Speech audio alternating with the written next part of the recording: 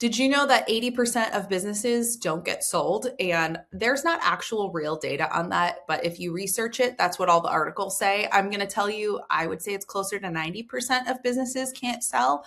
And there's a lot of reasons for that. But today I'm going to talk about this one story in particular of a client who had a major life shift, had a baby, and wasn't thinking of selling her business, and how we were able to sell it when she put it on the market. Well, she didn't even put it on the market, but she was able to approach some buyers, and it sold in July after thinking and deciding on this in March. That's an unheard of timeline for selling a business. So if you want to hear more, stick around.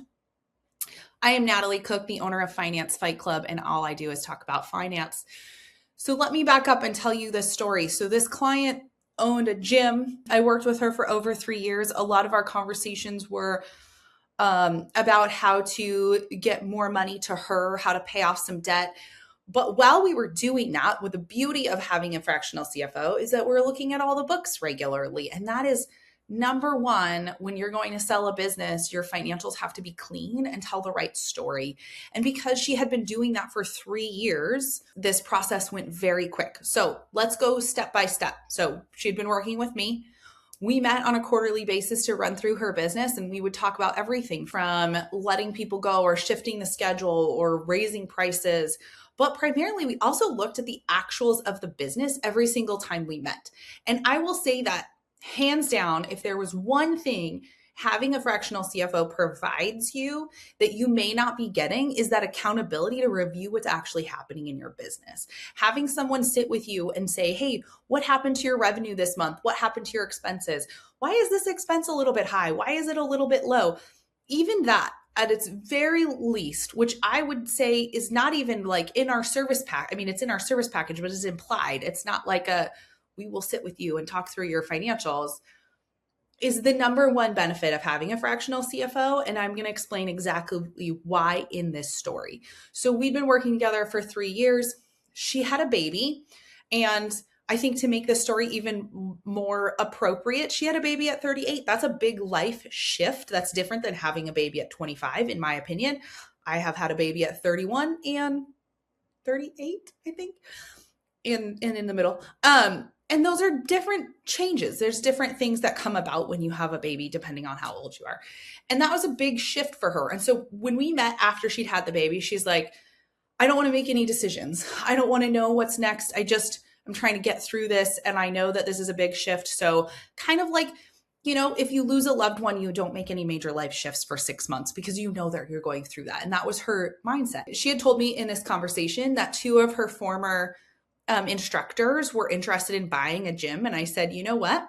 Just think about it. Think about what your life might look like if you didn't have to run this business and if you were okay with it. That's all I said. I didn't say anything else. End of conversation. We talked about what we were going to talk about. She went on her way. And then a couple weeks later, I get an email and it's like, I think I'm ready. And so then we went down the path. Okay, you're ready to sell. What can we do about it? Now, she was very fortunate that she had 2 former employees that were looking for what she was looking for. That hit the right nail on the head, right? So that's a piece of the process, is finding who's going to buy the business. But that's not even the moral of the story, right? Who's going to buy is your least important piece of selling the business, because there are buyers out there for any type of business for the most part. Now, the second piece was, well, how quickly could we sell? So what we did was we met, we reviewed her financials. We looked for where was the real profitability. Now, for her, the one issue was that she had a gym and a coffee shop, and the new buyers didn't want they weren't going to keep the coffee shop running. They were going to shut it down. So they needed to see, for the purposes of getting the loan that they needed to acquire the company, the bank also needed to see what was the profitability of the gym without the coffee shop.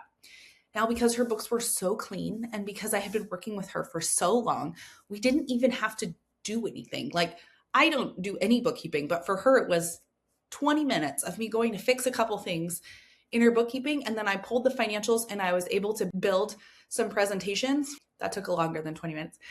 That told the story of what the gym was like profitability wise on a P&L, and what the coffee shop was like, and what the gym would be like had you not had the coffee shop, because it was so clear, because she had such good records of her revenue split from the coffee shop, of her COGS split from the coffee shop. The only thing we had to go back and adjust was payroll, because there was, staff crossed over. That was so simple. at the end. And so because of that, and because the buyers lined up, and because there was no extra story to tell, there was basically no due diligence to do. The employees wanted it, the bank approved it because we were able to do these reports prior to everything got cleared. The only little thing that was outstanding was a quick reclass of their lease on the balance sheet and a tax thing that we were able to get her the right CPA and the right time. And it closed in July, and she decided to sell it in March.